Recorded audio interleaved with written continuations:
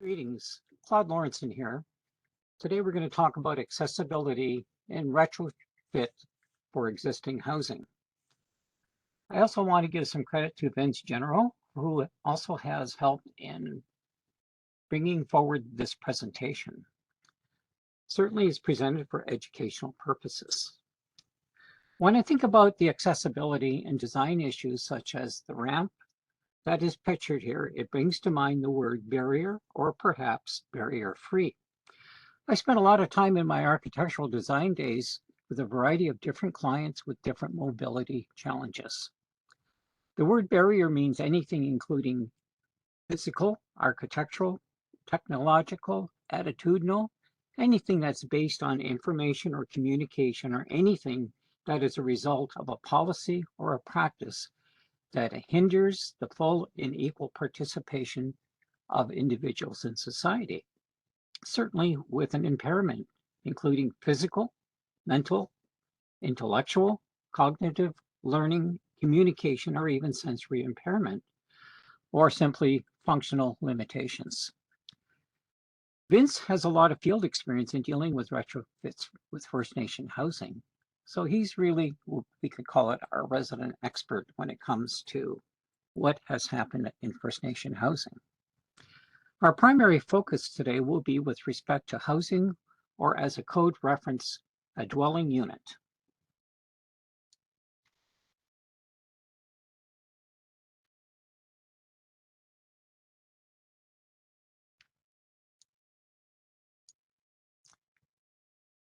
Let's take a look at the bigger picture. Accessible Canada Act. The Government of Canada Act builds on the framework through a proactive and systematic approach for identifying and removing and preventing barriers to accessibility. The goal is to make barrier-free Canada by January 1st of 2040. Although this may seem a little ways off, it's not that far forward to think about it today, in the past, and think about the future. So let's drill down to a number of smaller everyday issues, since, as I indicated, the 2040 date is a long way off, and accessibility is not really a new topic. Besides, when it comes to residential application of barrier-free codes in Canada, except other than Part 3 buildings, for the most part, very little is spoken about, or is mentioned, or really impacts residential, although we know people live in homes and there are issues to accessibility. Overall, many provinces and municipalities are going beyond the minimum building standards to help achieve overall equality for any person by eliminating those accessibility barriers. So let's take a look at a few general principles. If we review this list of general principles extracted from the Accessible Canada Act, it upholds a number of important ideas that support equality for people with disability. In other words, making design and living and even working conditions accessible for everyone. Accessible homes through the CSA standard. The national standard Canada is already in development by the CSA group, with funding from Canada Mortgage Housing Corporation. It will help set the standard for affordable, adaptable, and certainly accessible homes. The standards looks at the home in a more holistic way. It provides evidence-informed guidance and best practices for design, construction, and modification of homes.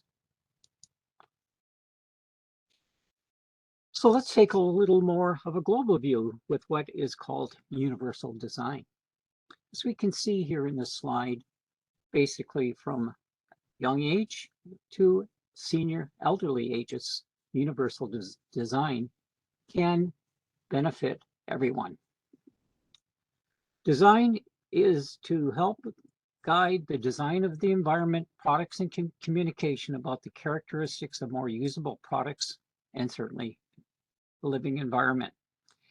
In the college in architecture and interior design, we taught the students to think about universal design. If we review those key images, we can see there's a lot of information just within the image. So 4.4 million Canadians with disabilities in 2006, certainly a dated slide. 13.5% people with disabilities in Ontario alone in 2001. And certainly if we look at the seniors in Canada in 1946 was 7.2%, but if we take a look at it in 2006, it's increased to 13.2%. In fact, probably today, it's significantly higher. So if we think about it, although the information may be dated, it sheds light on how we need to reconsider design of houses, buildings, and certainly our living environment. So universal design is a design process that teaches design solutions that home modifications can play an important role in improving the fit between people and their living space, their home. Before we leave the slide, accessibility goes well beyond just people in a wheelchair. For example, the people depicted in this slide represent a wide range of challenges that can also include people with no sense of smell, or unable to detect the presence of smoke, or may be challenged with those sight-related challenges, just to identify a few more.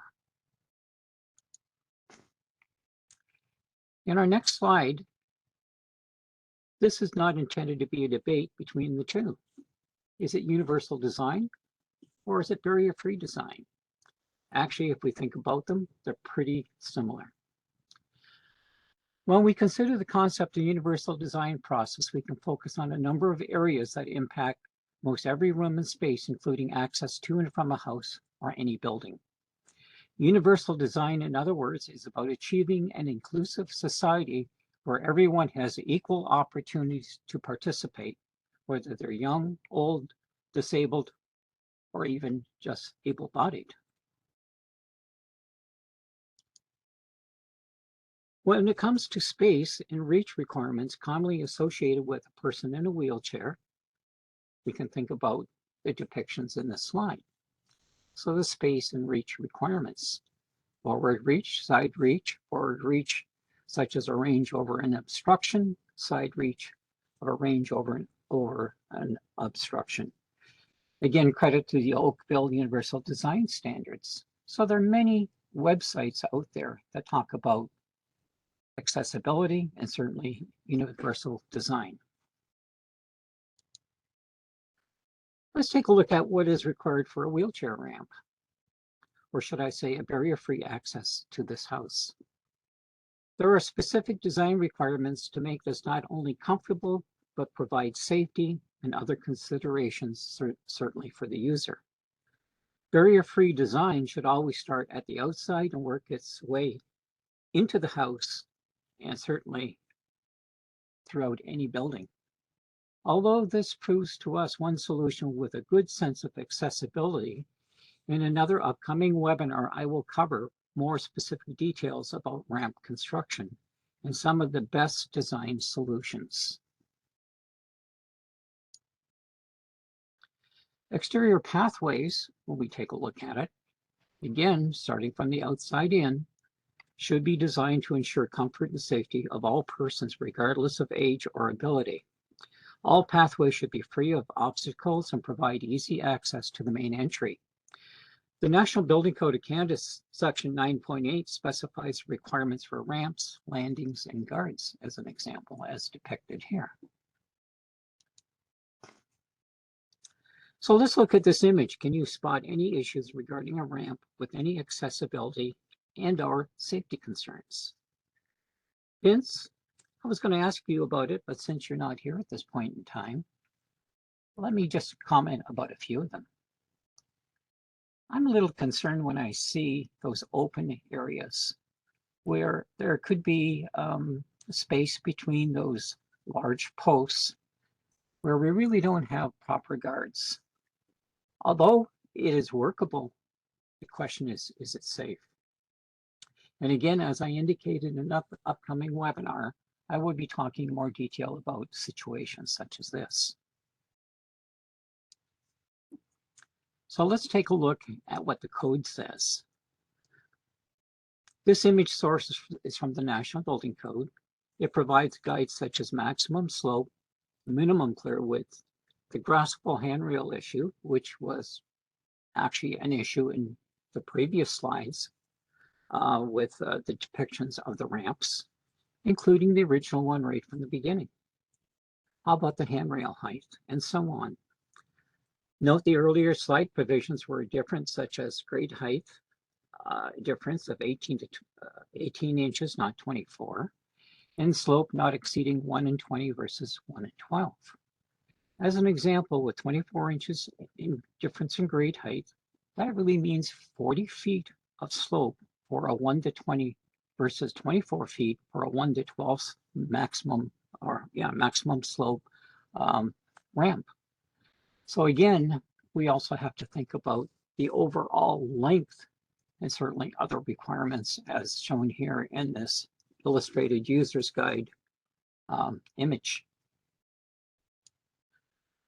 How about doors and doorways? We get to the front entrance and we have to think about that main entrance door and certainly other doors within the house itself or the building. So when we take a look at this, we are concerned about the number of conditions that need to be considered for doors and doorways. One example beyond this list that comes to mind is what about those with visual impairments? Although we may have graspable, we'll say, handles here to enter into a building, what about the person that has sight challenges? Should it be addressed by tactile attention indicators such as color contrast or perhaps some other means of providing safe entry through the main door or doorway? If we take a look at the sample plan layout, so if we review this, we're going to take a look at a few different areas. So first off, let's take a look at the kitchen. If we take a look at the kitchen area, you can see the red circle, which is the wheelchair, we'll say, turning radius.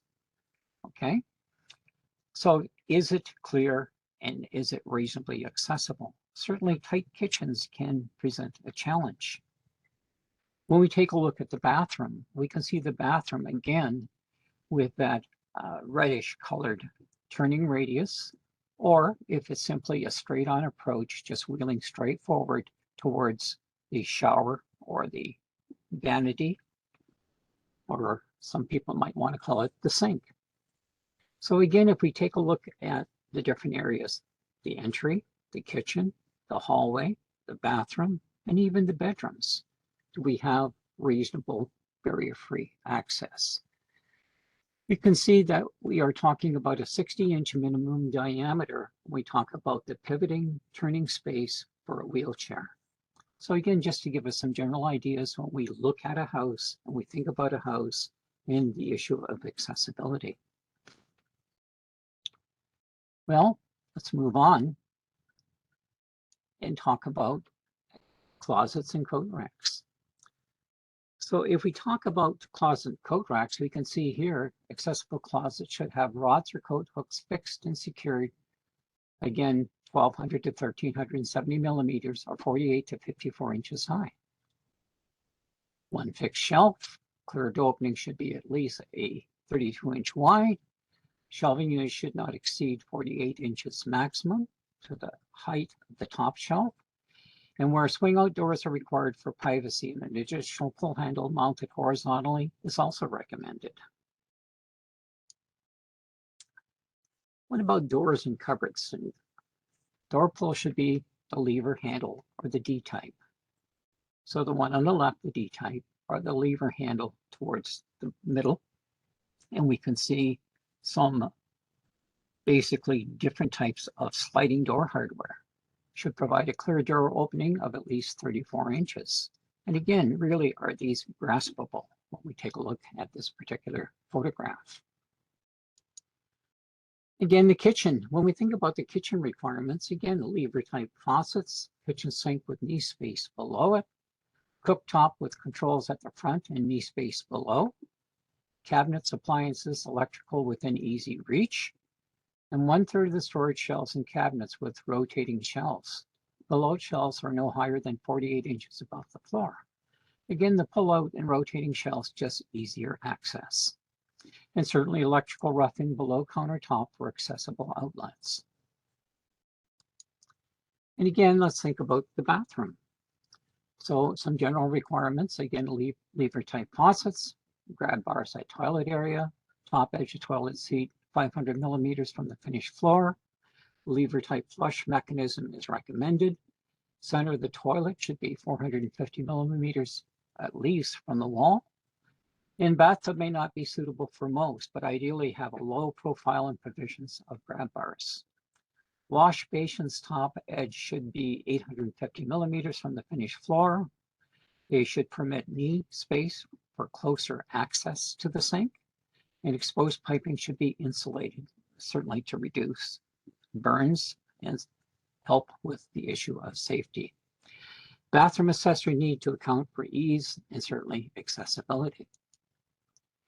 Moving on, what about the shower requirements? A shower size not less than 1500 by 900 millimeters. No doors or curbs that obstruct entrance to the shower. Have slip-resistant floor surface. Have grab bars. Hinge seat for transfer seating. Have pressure equalized thermostatic mixing valve to certainly avoid scalding. Again, safety concerns. Have handheld shower head within reach of the seat. And have recessed soap holders. And what about the bedroom? Area to accommodate, again, that 5-foot diameter clear turning circle. Closed closets with adjustable hanging rods. Half of the closet with adjustable storage shelves, no higher than 48 inches. And controls for lights, television, and phone within reach of the bed. So we start talking about adaptable housing. When new housing is being planned, adaptability should be considered right from the design stage to incorporate provisions to provide potential conversion to meet barrier-free accessibility requirements. Thus, future retrofits such as framed backings for grab bars could be readily added in the future, thus minimizing not just the physical reopening of walls, but also being more cost-effective, saving money. So let's talk about some general accessibility requirements for your consideration. We talked about a barrier-free pathway to the home. Entryways, kitchens, bathrooms, certainly areas such as laundry areas and bedroom designed for unobstructed turning diameters of not less than 1500 millimeters. Accessible features such as windows, electrical, heating, and plumbing controls need to be considered. Structural support provided in at least one bedroom to accommodate a ceiling track. Again, the ceiling track, potentially someone may be in a lift or require a lift. Doors, windows, and frames and baseboards painted a contrasting color to assist those with visual challenges. And smoke alarms with both audio, sound, and strobe lights. Again, some general accessibility considerations to think about. Again, thank you. I'm Claude. You can contact me at mnsi.net or Vince. Vince's email is indicated there. A few additional resources are offered here. So the Universal Design Guidelines, some barrier-free design guidelines, some barrier-free design environment. So again, we look forward to your questions if you have any, or your feedback. Again, thank you very much.